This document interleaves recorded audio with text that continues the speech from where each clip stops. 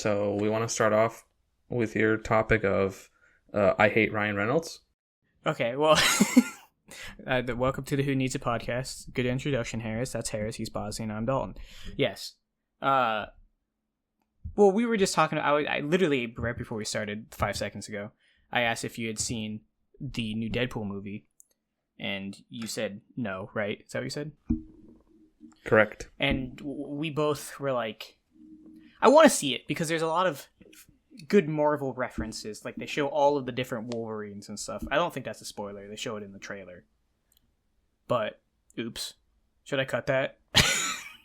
No, okay. That's fine. People aren't going to this movie for the story. Yeah, but I don't like Ryan Reynolds, and you don't like Ryan Reynolds.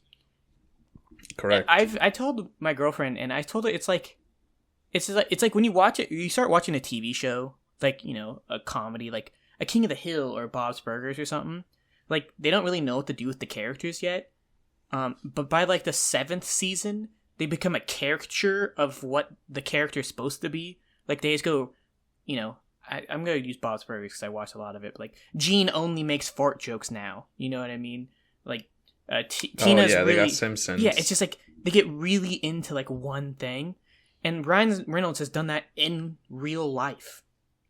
You know what I mean? Like, there's nothing he does that's not like his like fourth wall breaking Deadpool stick. Even these stupid fucking Mint Mobile ads that are all over the goddamn place, he still does that. Do you know what I'm talking about? Yeah, he is really up his own ass. He is. About it. And like, the best Deadpool movie is called Blade Trinity. Fair. Is that Wesley Snipes? Is Wesley Snipes Blade? Yeah. Yeah. Wesley Snipes is in it. Oh yeah, I think yeah. It shows like it's the progenitor to people being like, oh, this guy should play Deadpool. But Deadpool isn't just entertaining because he is fourth wall breaking. He's entertaining because he doesn't take anything seriously in a world where everything is super serious. But in these films, you're pretty much seeing it from his point of view. So nothing is serious. So nothing has stakes. Yeah. If that makes sense. Not that a film needs to have stakes, but yeah, this is it's a comedy almost exclusively when you get to that point. And Ryan Reynolds, this is his only like shtick where he's just the funny guy that breaks the fourth wall. Yeah. You know, or he's the handsome guy who's also funny. Yeah. Which cool. Okay, also before Deadpool, I was like, what did he do? Like, he was Van Wilder in those movies. He was in a bunch of like rom-coms, and then he was in a really, really bad Green Lantern movie. And then he played Deadpool in the X-Men movie, but then they sewed his mouth shut. And I was trying to think, why is he so popular? Is it just because he's attractive? Is that it? Well, I think there's a combination of things. He's like a very safe actor to go with. He's, you know, funny and attractive if you like his brand of comedy, but I don't really enjoy it that much.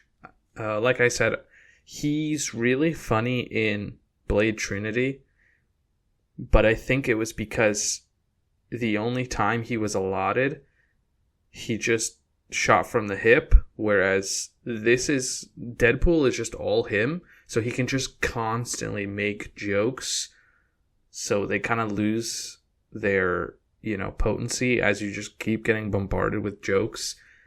So, and I think another thing is that he was always calling to be Deadpool. In an early issue of Deadpool in like the early 2000s or something, they described what he looked like was Ryan Reynolds with his face melted off or something. So then he was like, I am Deadpool. Yeah. He was like, well, let me just live up to that moniker. And his character, Hannibal King, in Blade Trinity, is pretty much just Deadpool. So I think in a I don't know, he's not doing anything special. He also has that other thing going on with the Welcome to Wrexham thing, that he bought a soccer team with the guy from Always Sunny. Yeah, Rob McElhenney. Yeah. Also, McElhenney? happy beginning of the Premier League, by the way. Oh yeah, we started off with a lot. We're not getting into sports. Yeah, no, I didn't realize. I literally Googled yesterday, when does the Premier League start? When does it start? And I like Premier League, and it was like scores. I'm like, what? And I clicked it. I'm like, oh, it's today. It starts today. Did Villa play today? I wasn't paying attention. Either, but not to get too sidetracks, but I know some people had certain feelings about Ryan Reynolds buying, pretty much buying that team with him. Kind of felt a certain way about it. I don't know if it was warranted, because it seemed like it was part of was it League 3 or 4? I think it was League 4, because they've gotten 2 promotions so far in like 3 years. Gotcha. Which is insane. Yeah, and it was like, when you get down to that league, and this is English football, so they have different leagues. So Premier League is like let's say MLB, and then there's AAA and MLB, which is the same thing as like the Champions League, and they go lower and lower down, where it's like lower skill level, but there's ways for those teams to progress to that next tier. So when we say 4th tier, it's, the 4th best league in all of England. And they bought a team in there, and at that point it's almost like local communities, and it like the local kind of guys playing in it, I guess, a little bit, but also having some people international coming in. So it's more of like a community thing, and then to have like 2 millionaires come in and buy the team, put a bunch of money into it, which made everything nice, but it kind of like made the competition weird. Isn't that kind of the thing people don't like about it? Yeah, it really like ruins the heritage of the club in the fans' eyes, where it's like you can see both sides of it, where, Ryan Reynolds and Rob McElhenney might be like, but we're making you guys better. What could you be mad about? But these people were just happy to exist as a club, and as like their identity. They could feel their fingerprints on the club, even though they were just fans. It was much like, there's a better chance without these guys. There's a better chance that club could have gotten relegated so far down it gets liquidated, like that it doesn't exist.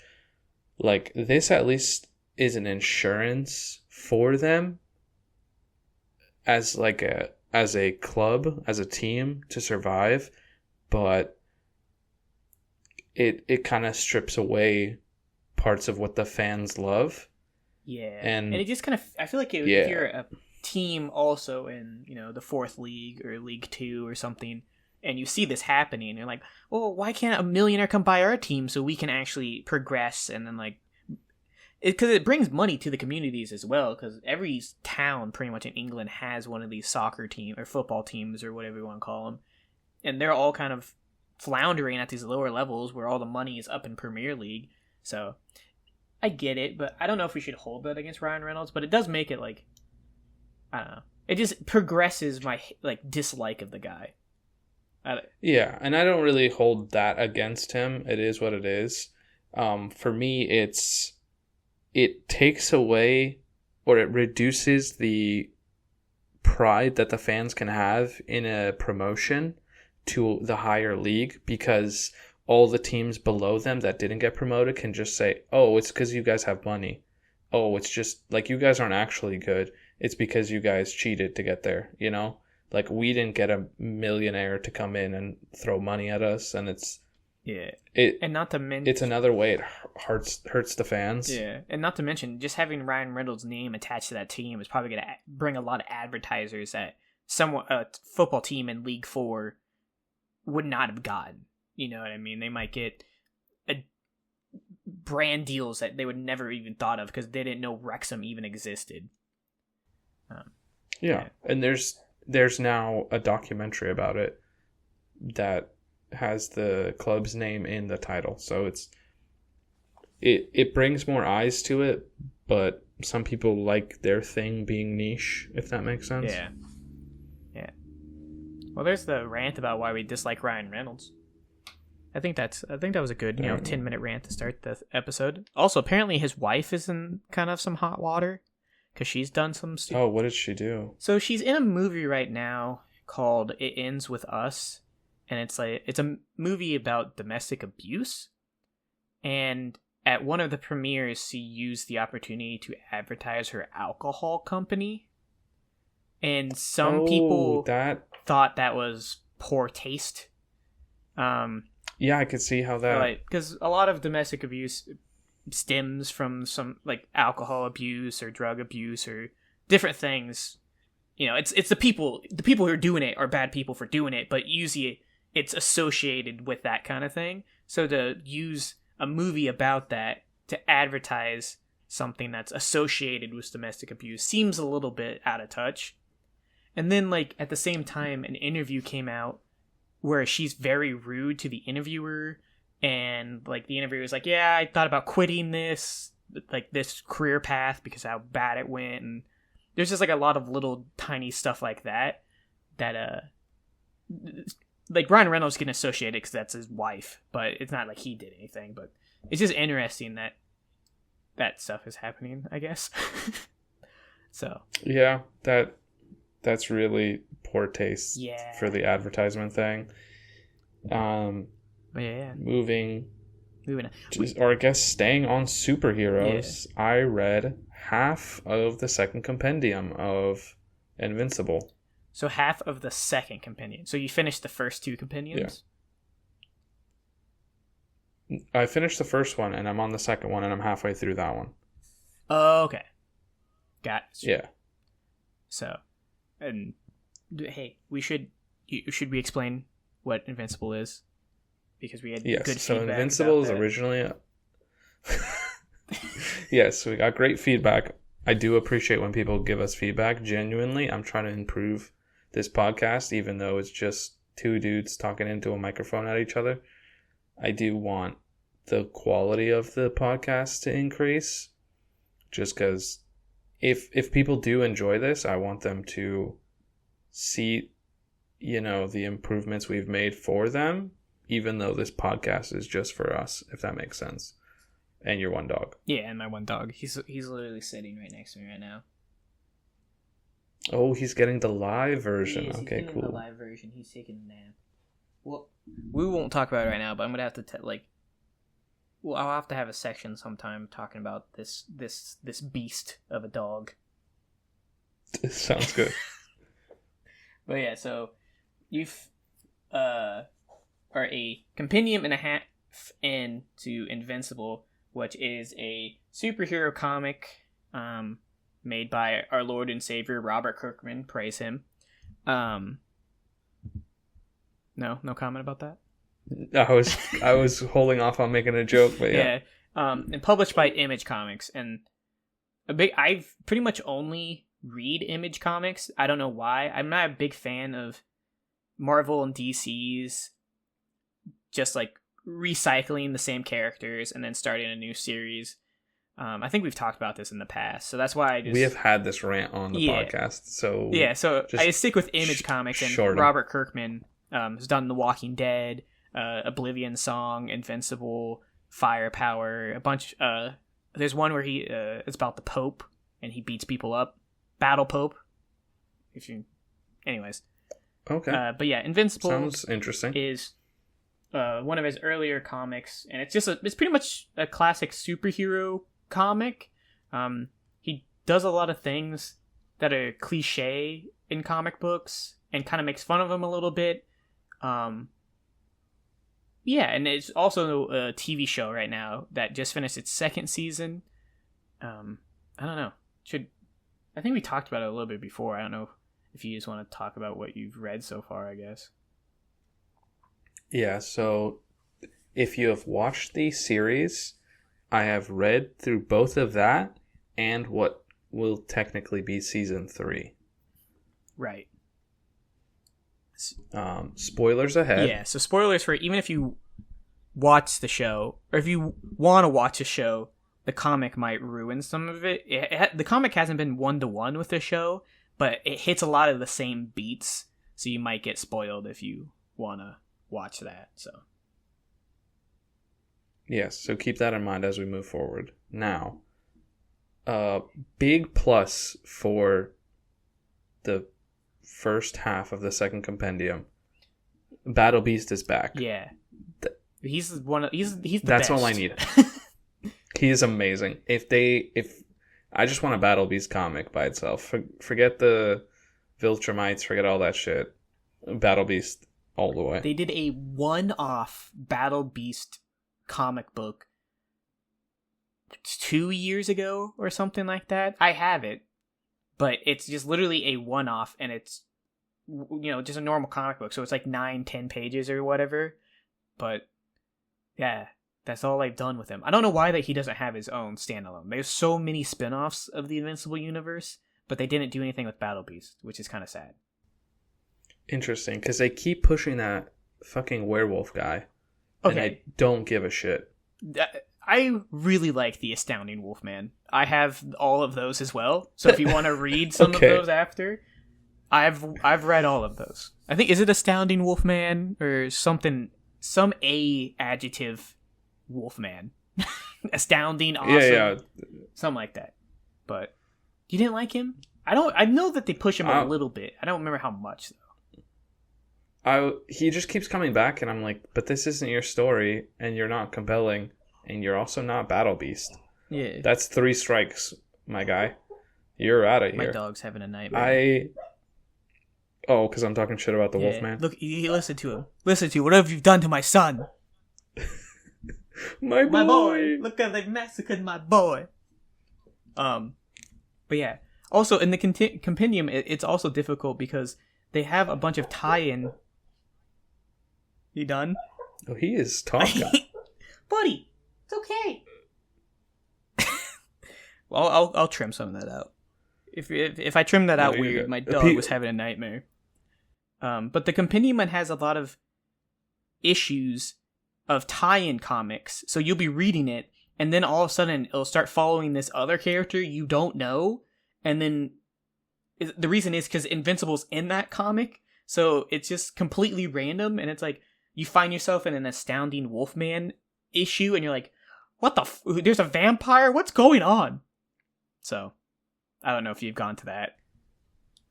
I haven't met any vampires yet, but there have been like some chapters where it's just about the Wolfman, and Invincible is barely in it. Yeah, because the compendium and just anything, every comic that Invincible is in.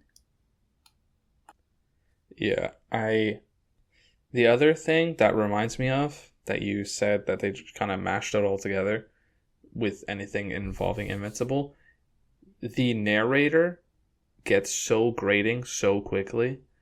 There is like, I think twice I read where they were like, they refer to other events, and then the narrator will go, oh yeah, check out issue 72.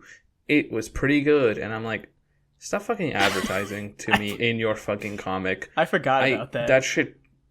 That shit made me want to put the book down. I was like, what the fuck? I'm reading your comic. How are you going to be like, you should also buy this one? Yeah, also spend more money on this thing. Yeah. Yeah. That was annoying. And then there are some, like, I would turn a page and just see a wall of fucking text. And I'm like, God damn.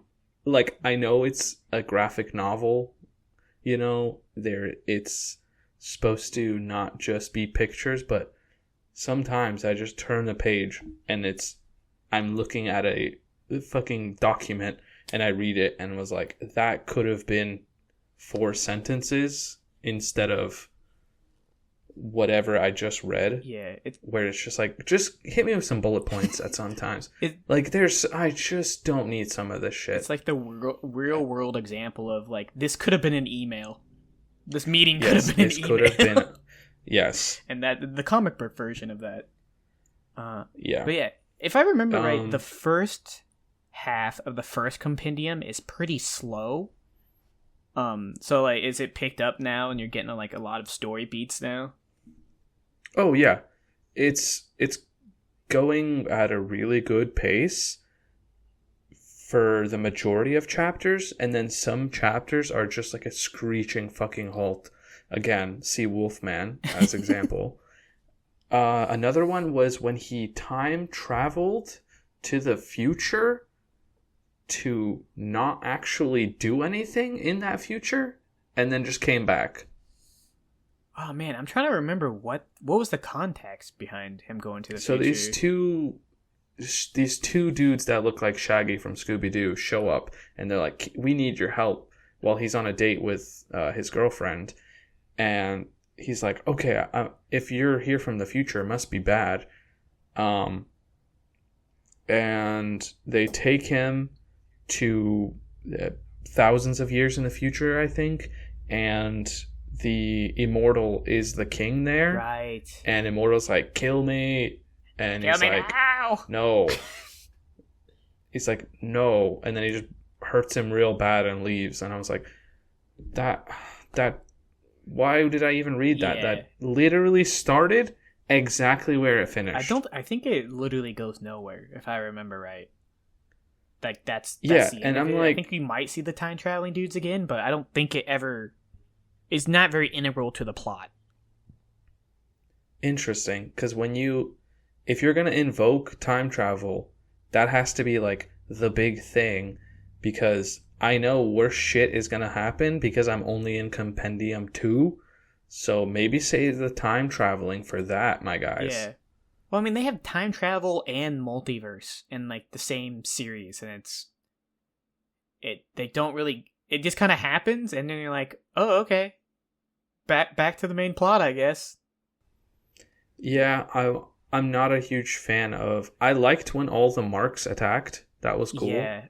So there's the main character of Invincible's secret identity is Mark Grayson. Yeah, Mark Grayson, and he also goes by Invincible. And then Angstrom Levy brings a bunch of versions of him to this dimension. Why they are working with him, I don't know. Well, so how he go ahead. The whole premise is that Mark's dad, Omni-Man, or Nolan, is from a different planet, like a planet of called Viltrum, where they're all pretty much superheroes, or super powerful beings. He comes to Earth as its protector, but he's actually really softening Earth's defenses for the Viltrum invasion.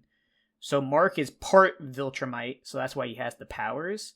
So his dad eventually tries to turn Mark against Earth and join the Viltrum Empire. Stuff happens, and Mark gets his dad to leave. But in other universes, or multiverses, Mark sides with his dad like 90% of the time. So all of the other Invincibles or Marks in the multiverse are kind of bad guys. So I think that's why those other Invincibles are working with Angstrom. If that makes sense. Yeah, I just feel like they would be like, why am I listening to this dude? Yeah, because also, I don't know, have you gotten to the end of the Angstrom Levy arc? What happens at the end? Does he? He is currently, the last thing I can remember, maybe more happened.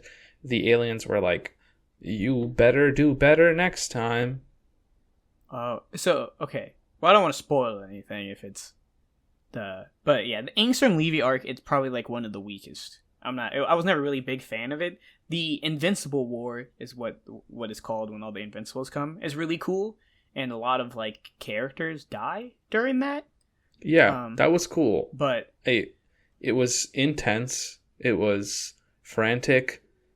There are consequences for it. And then I remember, oh yeah, Angstrom Levy is in this chapter. Yeah. Cool. He's just not great. He's not like a very compelling villain. And he's not very strong himself. You know? But Yeah, no, he's just kind of fumbling and bumbling around. Yeah. And I am kind of good. But the moment I knew I was going to have a good time for the next couple chapters is I turned a page and saw, I don't know his name. I'm going to call him Nappa from Dragon Ball Z. I turned the page and this Viltrumite Nappa shows up and I was like, oh, this dude is here to fuck some shit up. The gray-haired one? Yeah. Is it Conquest? With the... I think so. He had like a robot arm. Has a robot arm. Or like armor on one of his arms. But does he look like an old man, like white hair? Yeah, Conquest. Yeah, yes, he's really he cool. shows up. I flipped the page, see this dude, had to take a deep breath, and was like, okay, this is gonna be fun. And I read that section. Yeah. And it just got hyper violent. The main crux, even though it's Conquest coming in and just trying to fuck some shit up, the main point of this chapter or that section is the argument between Mark and his little brother.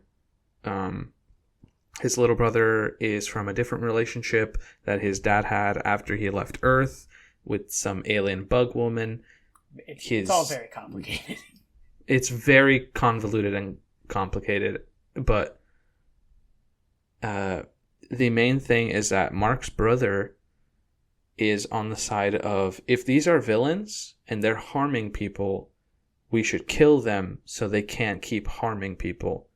And Mark is like, but that then makes us no better than them. Mark's Batman in that regards. Yeah, Mark's Batman. And it's, it's up to you to decide what is right and what is wrong. But after all that, it just, the argument boils over between them. And then for where I'm at, it kind of seems that Mark is kind of okay with just being like, I'm just going to put these people down. So. Yeah. I'm trying to remember what all happens, but I know it gets pretty graphic for a little while. There's a lot of, like, supporting characters die during the Invincible War, and then Conquest shows up right after that, and he's kind of done with it. But yeah. Trent, do you got anything else to want to say about that part of the compendium? I think that's the main part of it. Yeah. Like, enjoy the Conquest showing up. So far, so good. I'm going to keep reading it. Yeah. I'm trying to remember when there's some weird stuff that happens. That's not super good. But I think that might be in the third compendium. I think there's already one part. I don't know if we've talked about it, but okay, who is Mark dating at the moment? Still the same girl. The Amber? Yeah. Okay. So that hasn't happened yet. The also superhero. Wait, the superhero. Adam Eve? Yeah. Yeah. Okay. Well, has something happened with her yet? She was in the hospital and she found out she was pregnant. Gotcha. So, no, it has not happened yet. So, I have a theory. Do you want to say your theory? Happen. I don't know if that baby's making it. Yeah, it's interesting. It's a very, I don't know.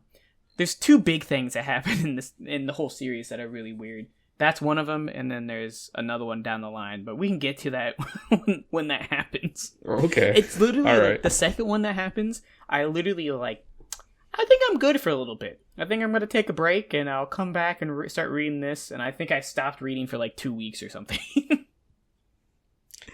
Was it the guy with the electric powers? That was fucked up. Superplex or Powerplex? Yeah. Yeah, Powerplex or whatever his name is. Yeah, because doesn't he accidentally kill his entire family? Yeah, he accidentally fries them. Yeah. And then he blames Mark or Invincible for that, and then tries to go after him. And I think he tries to go after his mom at one point. Spoilers. Yeah, I haven't got to that. Yeah. So, But yeah, that one was really messed up too. It's even worse than that. So interesting. Mhm. Okay. But so far, you're gonna keep reading Invincible, and maybe next month, dude. It's already August. Next month episode is September. That's insane. I know, isn't that crazy? Yeah, but yeah, maybe next month's episode will have more of an Invincible update. Yeah. Cool. Speaking of next month? Sorry, when does Space Marines 2? You have this down on your notes? Space Marine 2 comes out September 9th. Perfect. Damn. If only I had pulled it up. Yeah. I'd have been like, speaking of next month. Yeah, I believe that's when it comes out. If not, it's sometime in September. But no, as people know, if they've listened to this at all, I'm into Warhammer. I currently am 47 books deep into the Horus Heresy, which is like he said 4 and then a 7 after 47. So the Horus Heresy is like a book series that's 54 books, and then there is 10 books after that continue the series. So 64 total. So I'm almost done. I don't know what I'll do when I finish. It'll just be like it's like I think it'll be like getting out of jail. It's like what do I do now? I have never had freedom like this before. You walk out and you're like, what is that? And they're like, that's the sun. Whoa. What are you talking about? And it's like, what are these things people have? Cell phones? Like, cell phones. But yeah, so it looks good. What is this fashion they're wearing? That's called clothes. It's like, oh, crazy, dude. But no, I just put it as on the there. police tackle to the ground. Yeah, exactly. I just put it on. You can cut this bit. We just riffed for way too long. We can go right back into the horde. Oh, no, I was just saying that, yeah, that Space Marine 2 comes out next month. I'm probably going to get it just because it's Warhammer based and looks pretty good. It's weird because I think it's 3-player co-op, which seems like a weird number. Very interesting. That might be just like a thing for the beta testing. But it's like a story mission, co-op missions, and I believe like a multiplayer shooting thing. So it's kind of nice. I kind of like the games that kind of have all 3 of those bits that you could do. That used to be kind of the norm. Maybe I'm just making that up, but like I always think of like Halo and Gears of War because that was like what I played the most besides Call of Duty back in the day. But oh yeah, like what I was saying was that like Gears of War and Halo had like multiplayer, single player, and then like a co-op part of the game as well. And so it's kind of nice that they're doing that again because now it's just like either it's completely single player or it's completely like multiplayer. Well, there's not because like some of the Call of Duties didn't even have campaigns anymore. So, but yeah, I don't know. It's just looks good. I mean, it looks like they have day 1 DLC, but what else is new?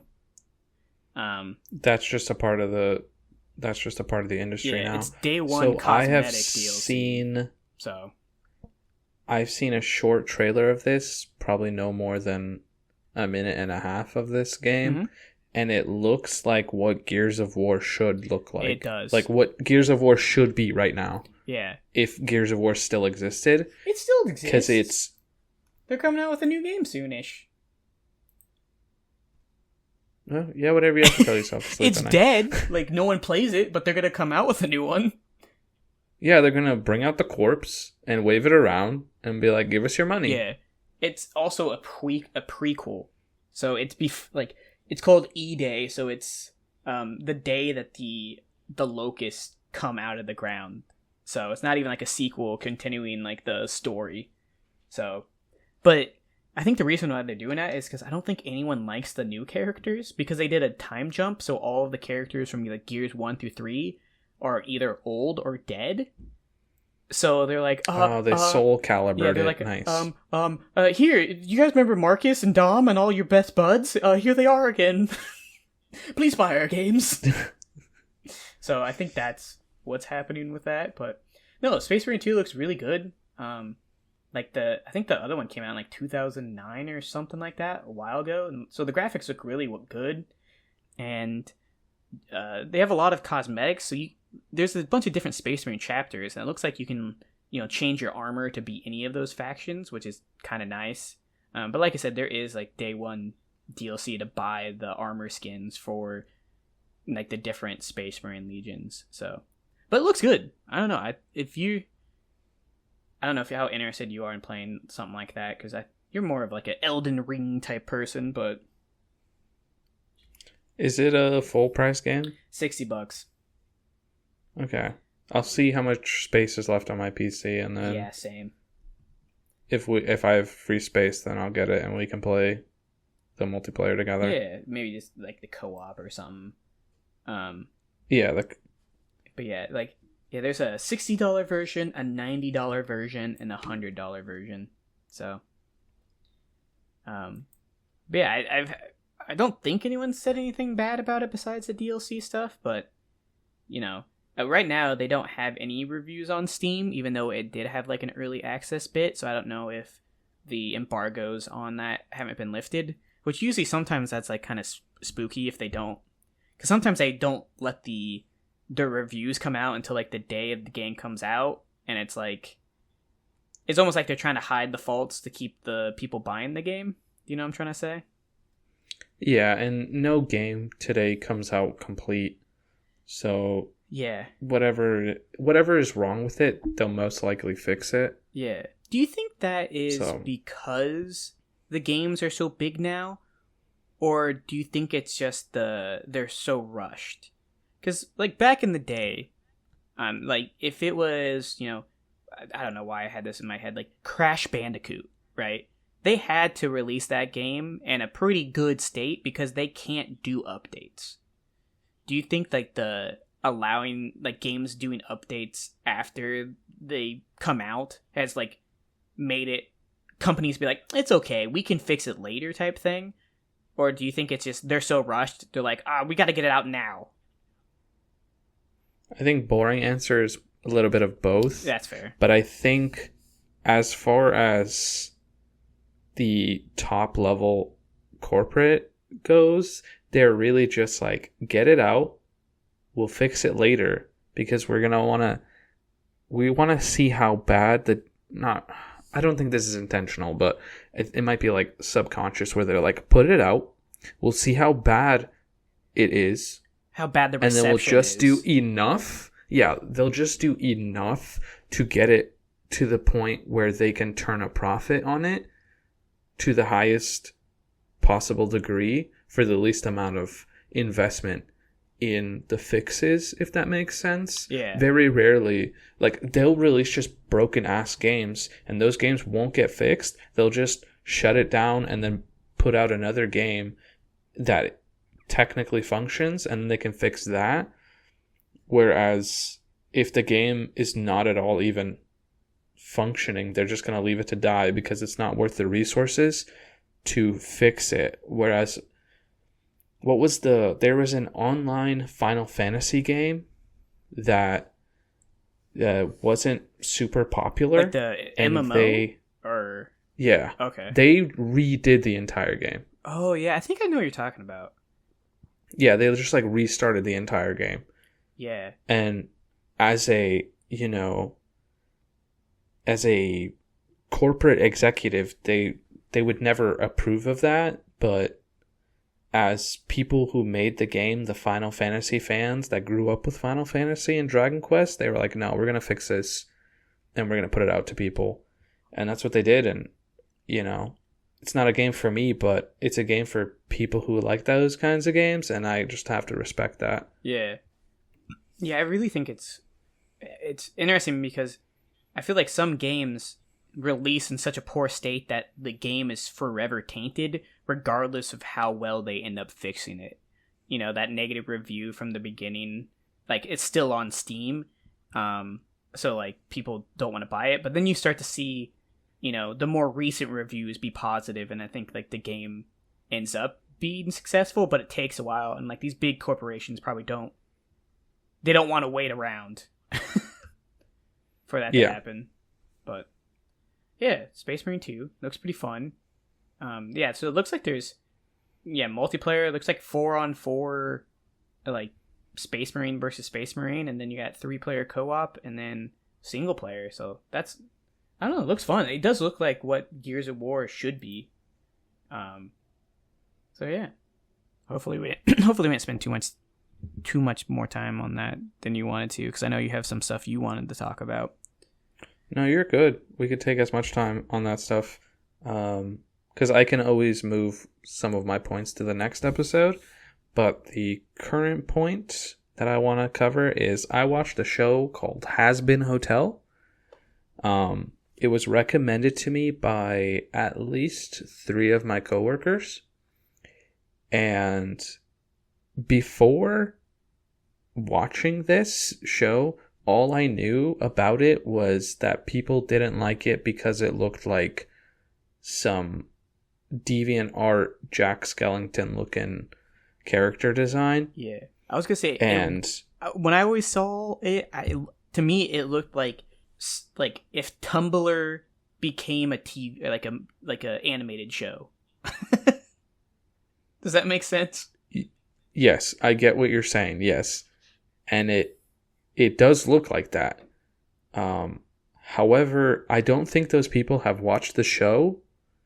The animation quality, like the movement, not the design of it, the animation looks fantastic. Way better than I thought it would. Because I watched the first episode and was pleasantly surprised that the weirdly fluid, the animation, the designs are just, that's just okay. Did they get the ambulance? Yeah, I was saying, no, we've had dogs, okay. We've had ambulances. It's been great. Yeah, it's been, the whole crew is here. The designs are just like a subjective thing. So I get if people don't like that, but I don't think that's a mark on the show. This is also a show that is written by,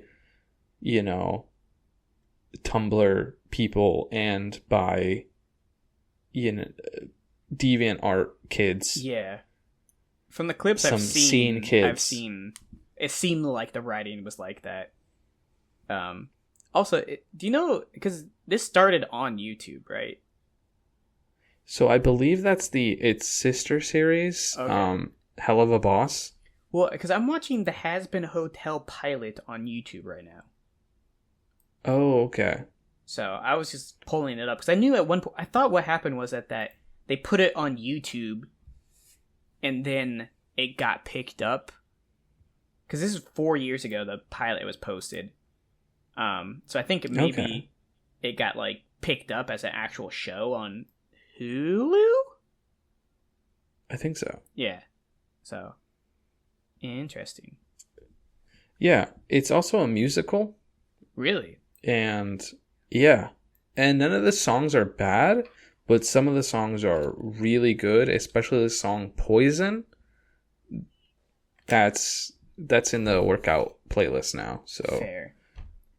Yeah, because I always saw it and I was like, I don't think this is for me, so I never watched it. You know what I mean? Oh yeah, and that's totally understandable. If you see it and you're like, this doesn't seem like it's for me, totally respect you just being like, I'm good. Yeah. It's just the people that look at it and go, well, that's obviously garbage. Well, one, you're not the target demographic, and 2, you don't know what it's actually like.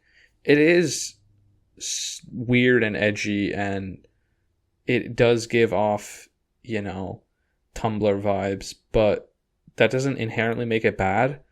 It's just its own thing, and I respected it for being so open about what it is and not what it isn't. It's, without delving too much into the story, I'll just do a quick brief overview. The Lucifer and Lilith, Adam's first wife, they run away to hell together, and they have a daughter who's the main character of the show, and she has this hotel where she's trying to rehabilitate these people in hell so that they can go to heaven, and once a year, heaven's angels come down, like a group of them, and they just start executing demons for population control, air quotes around that. And she has this idea to go to heaven and explain her plan to them to see if they would go along with it. And that's the overarching, portion of this season. She bumps into Adam again later on, and that becomes a huge conflict. Without going into like episode by episode breakdowns, if you're looking for a fun, energetic show, I recommend this. If this just doesn't seem like your kind of show, I totally respect it. I am going to try to watch the other series, Hell of a Boss, just to see what it's like. But this series, for the audience it's trying to reach, is very popular, because at the last 3 cons I've been to since this show has come out, this and Hell of a Boss, I see so many cosplayers cosplaying as these characters. And now that I know what these characters are, I now see them everywhere at all the cons I go to. Whereas before, I was probably just not knowing what these characters were, so they just weren't registering to me. But the last one I went to was a small one, and I would say 60% of all the cosplays were either Hell of a Boss or Hazbin Hotel. Yeah. Because I've definitely seen the characters before, and I realized what it reminds me of. It reminds me of that really weird Powerpuff Girls villain. Like him? Him with the claw hands and stuff. Yes. Apparently, Hell of a Boss is on YouTube. Yeah. So, but just to say how popular it is, episode 1 has 72 million views. Damn. And it usually drops off between the second episode, but the second episode still has 58 million. And oh man, usually it's like a third of what the first episode gets. I mean, in the most recent episode that came out a month ago has 12 million. So I mean, it's still getting millions of views, and it's kind of crazy how popular it is. But it definitely does feel like it's past its like prime, where it should be the most popular thing. Do you know what I'm trying to say? This feels like a definitely like an early 2010s, like 2012 to 2016 thing. Don't you like? Yeah. I feel like this was what like the theater kids in my school should have been watching. Exactly. Yeah. And quoting at each other in the hallways, and I would have just not gotten the reference. Not that I'm much better. I watch anime. I know what I am. I know who I am. Yeah, I mean, I have no leg to stand on when it comes to being weird. I haven't beaten those allegations. Exactly. But yeah. Yeah, it also gives me like Invader Zim vibes. Definitely. I wonder if that was like part of their inspiration for it, was that. Yeah, because the design of these characters is very Invader Zim and very Nightmare on Elm's. No, Nightmare Before Christmas. Like Caroline. Yeah. But yeah, that's crazy. And the person who made it's 31. Oh my She's not, god! Like, super what? Old. Not super old. That's a. Yeah. She's like a couple years older than us. So. Yeah, eventually we're just gonna give out all our personal information. Yeah, I was born on this date. Here, my last 4 of my social security. Here are my social security. Exactly. Yeah. It also reminds me of the success of this like internet show becoming way more than what most people would think of it as. It gives me the same vibes as Red versus Blue. Yeah. Which we all know that ended super well. Yeah, that was one of those. Had a perfect endpoint, and then they just kept going because it made them too much money. And now the company doesn't exist. Yeah. Rip. For those of you who don't know, Red vs. Blue was a show based in the Halo universe, and it was just a comedy of some dudes recording themselves on an Xbox mic, and they would put that on YouTube, and it got so popular that they... Was it Machinima? So they had their own website that they did, and like that's what their whole thing was, based off of their own, like, the Rooster Teeth website. Yeah. But I guess what they did was called Machinima, where they used the game itself to record, like, the show. Like, they would control the characters and, like, bob their head up and down to have them, like, be talking and then do the voiceovers over the top. And I think it started. Yeah, like, there's low budget, 2002. and then there was this. Yeah, so it went on for like 20 some years, I think, and then recently, the entire company went under. Like, I think a while back they got bought by like Warner Brothers, and then a lot of people left, and when people left, people stopped watching their other stuff, and then it's like slowly trickled down until like they weren't making money anymore, and then Warner Brothers shut them down. So they also did Ruby. Is it Ruby? Yeah, Ruby. Which is like not apparently an anime that's... I don't know. It's an anime, right? Yeah, why not? Like, Avatar The Last Airbender is an anime. I guess, but you wouldn't call Hazbin Hotel an anime. No, I wouldn't. It's like a but cartoon. Everything is technically anime. That's fair. But yeah, they made that, and I guess that's pretty popular outside of, like, Rooster Teeth fandom, I guess. Yeah. But yeah, so you gotta try to finish. Did you finish Hazbin Hotel then? Yeah. Oh, it's super short. It's like 8 episodes. Okay. It's like nothing, It and they're just like came out this year, 15 right? minutes long. Yeah. Gotcha. You can watch it all in a day. That's what I did with Smiling Friends. Interesting. Is that good? It's definitely so Smiling Friends is like an animated cartoon thing that was made by a couple of YouTubers. I think one of them's Psychic Pebbles. Do you know what I'm talking about? I do not. Do you know who Meat Canyon is?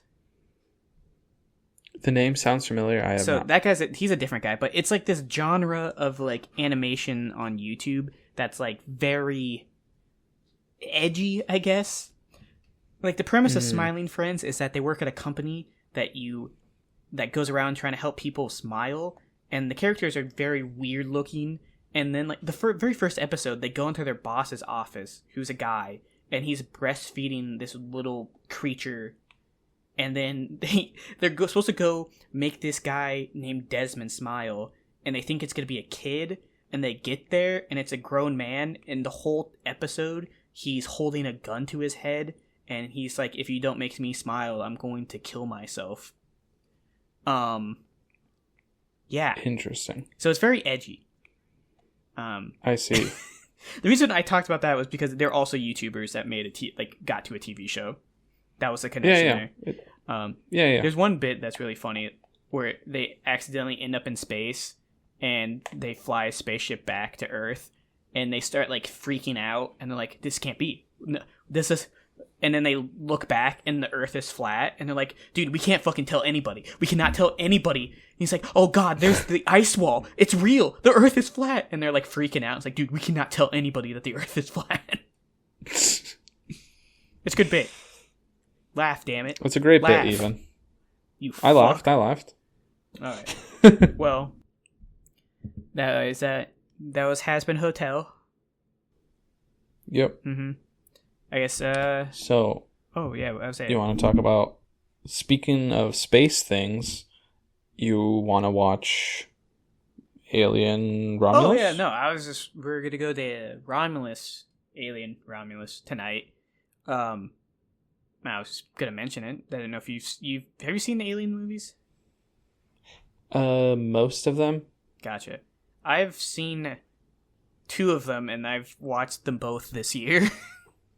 I've never seen any All of right, them. can I guess which ones you've seen? Yeah. So you watched Prometheus? No. No? No. I've literally Okay, watched... so you watched Aliens? Yep. With an S at the end? Yep. And... Alien Covenant. I've watched Alien and Aliens. Oh, okay. So the first and second That's not what I was expecting. Yeah. The second one is kind of not great. That's the one that has Ron Perlman in it, right? No. I don't think so. It has Bill Paxton. Bill Paxton. It's do you know like the quote where it's like, "Game over, man, game over." Yeah. That's that one. The best way to describe it is like the first Alien movie was like a suspenseful, almost like a horror movie, while the second one is much more of an action movie.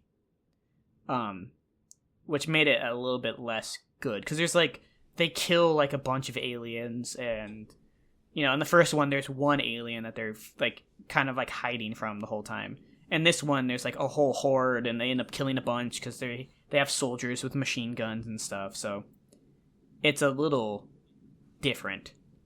But yeah, so my girlfriend really likes the Alien series, so we were gonna go watch Romulus. But yeah, maybe next episode I can give everyone a rundown of how it was. It's supposed to be more to its the original, where it's more of a suspenseful, more of a horror movie than like an action movie like the second Aliens movie. So yeah, but we'll that's see. That's understandable. I have seen the first, the second one, and I think it's the third one. The third one has Ron Perlman in it. Yeah. And So you haven't seen Prometheus or Covenant? I have not. Gotcha. The only thing I know about Prometheus is there was always that bit from Cinema Sins where it's like he went to the Prometheus school of running away from things. That's all I know about that movie, and that's completely forged my idea of what that movie's about, and I assume it's bad because of that one that one thing. That one interaction. All right, so that was Aliens. Yeah, we'll get an update on Romulus next episode.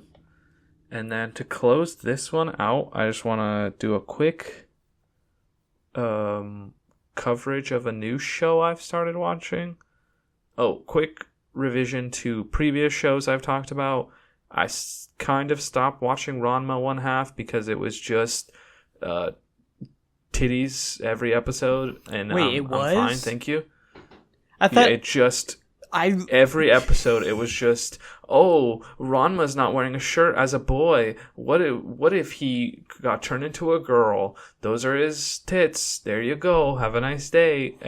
It just got real old. Dude, we literally talked about it as like this nice slice of like, oh, I don't really know if I want to watch it because it's like a nice slice of life anime, and then you're like, the next episode, you're like, yeah, it's all titties from the bottom to the top. That's all it is.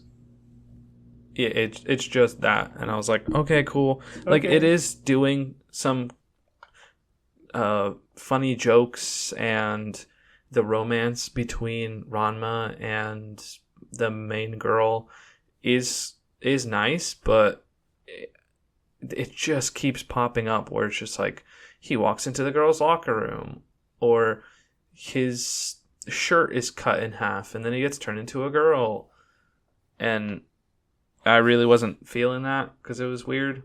And then Devil Lady got just kind of formulaic. I'm not saying I'm not going to go back to it, but it just kind of turns into like Monster of the Week right now, and that's not really what I'm looking for.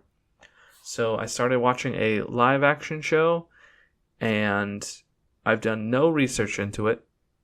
So I have no idea the background of this show, but it is a live action show called Sweet Home.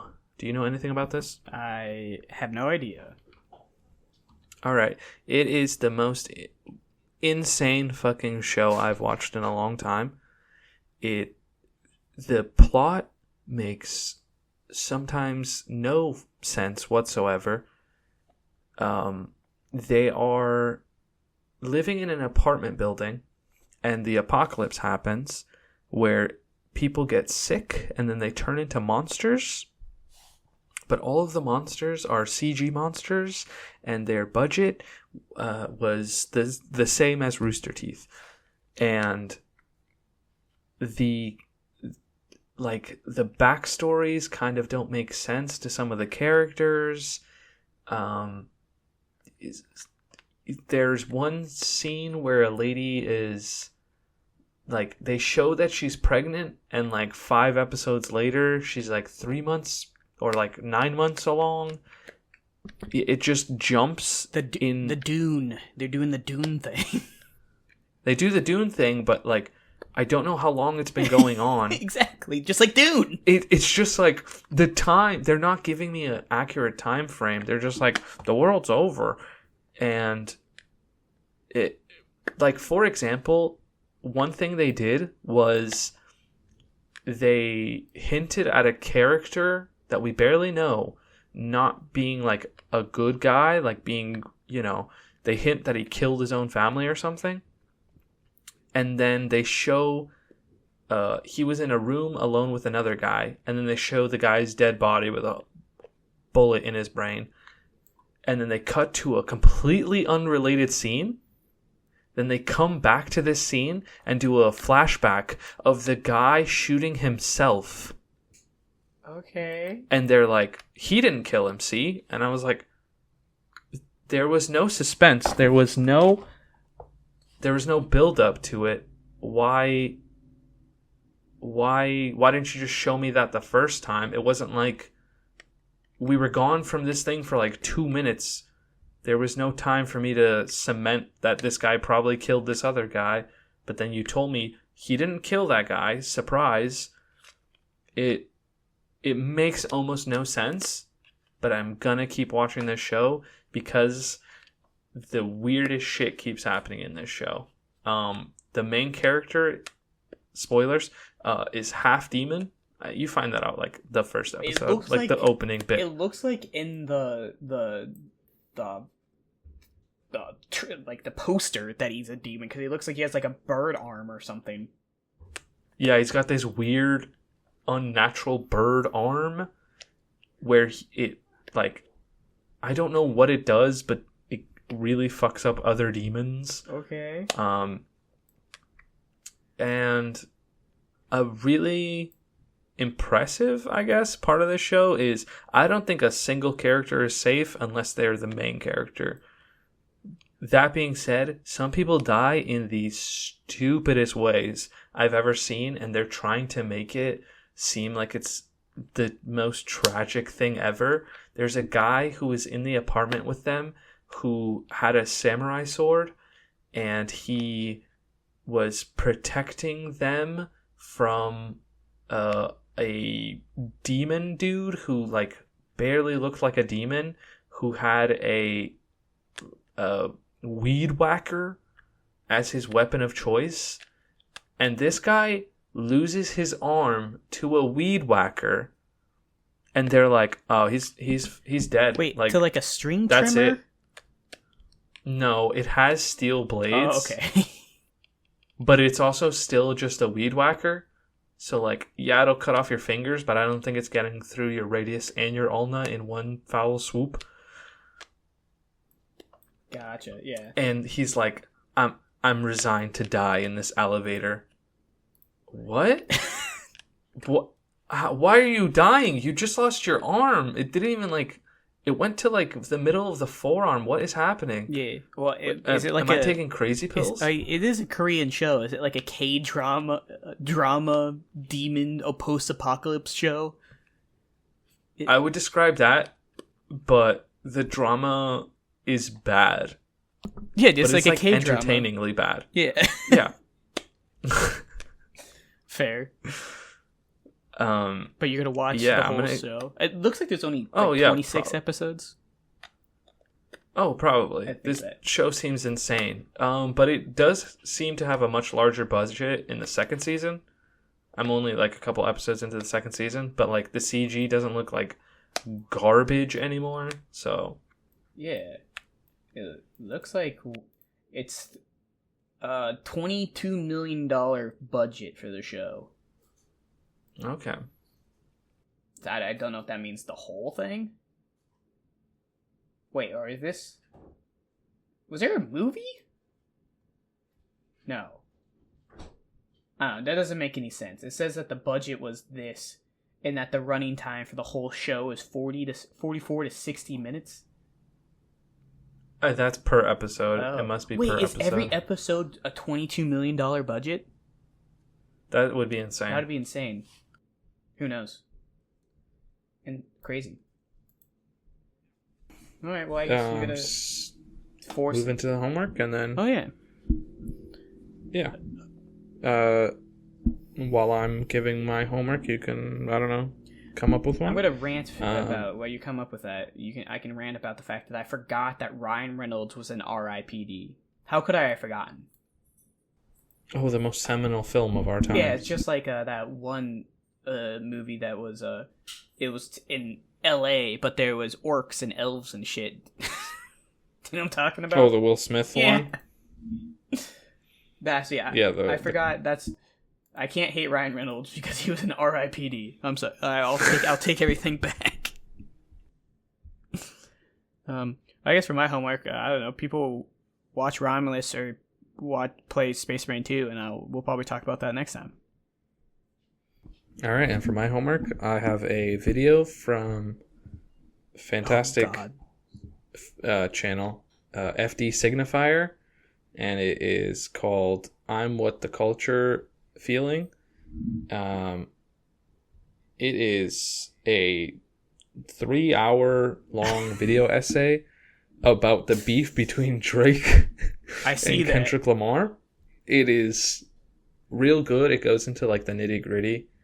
There are a lot of videos breaking down like what each bar means, and that's cool. But he's talking about the actual, what it means when one of them is saying this to the other, how, without giving away most of the video, it's a lot about how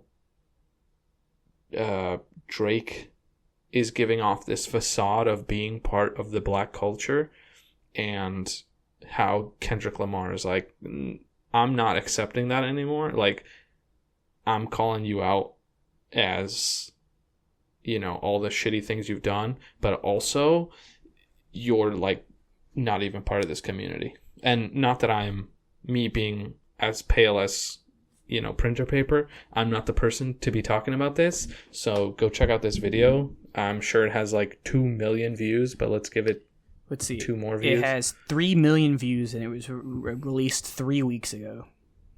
Nice. Goddamn. This guy also has 804,000 subscribers. Only 804. I said he had, yeah. But that's okay. I always am impressed by people who have very high subscriber counts, but very small amount of videos posted. Do you know what I'm trying to say? Like he has like, am I gonna have to do math? So he has 76 videos. So is that like almost like 10,000 subscribers per video? Is that math? That's a pretty impressive rate. Yeah, because sometimes you see like people who like have 5,000 videos and like 80,000 subscribers. I'm like, they're just releasing stuff to get picked up on the what do you want to call it? Like the algorithm. But this guy looks like he like releases a video like every month or month and a half. Oh, dude, he has a video about WWE's complex black history. Yes, I've seen that one as well. It's really good. I was gonna say we're gonna derail for 5 seconds because this is the end of the podcast, so you can just sign out. Oh, of course. What they did to Kofi Kingston when they had Brock Lesnar smash him and in 6 seconds to lose his title reign. Yeah. To have Brock Lesnar, a guy who's notorious like a country boy, beat the black like a title holder in 5 seconds seemed personal. I didn't like yes, that. the guy who said, "Deal with it, I'm a jacked white boy." Yeah, destroy Having that guy beat your first, like, what, full black champion? Yeah. Since ever. Also, a black champion that was he at the time still doing the Jamaica gimmick? No, he had dropped that a long time ago. But yeah, I don't know, maybe he chose to do the Jamaican accent gimmick, but knowing WWE, he was probably both told, know that's not true. He was probably told to do the Jamaican accent by a old white man. Yeah, an old white man who is being investigated currently. What is Brock's finisher called? Five. The F5? F5. He literally runs it off the ropes, runs at Brock, jumps. He F5s him one time, and then it's done. And I'm like, what? And then they're like, alright, Kofi, go back to do fucking throw pancakes at people for a living. That was, I don't know. I just saw him on the thumbnail of that video, and I was like, what the fuck? Yeah, wrestling is stupid. It is so stupid. Ways. Are you okay? Well, we'll end here. I'll talk about WWE after we stop recording. Yeah, that sounds good. All right, good episode. All right, bye. Good episode. Bye.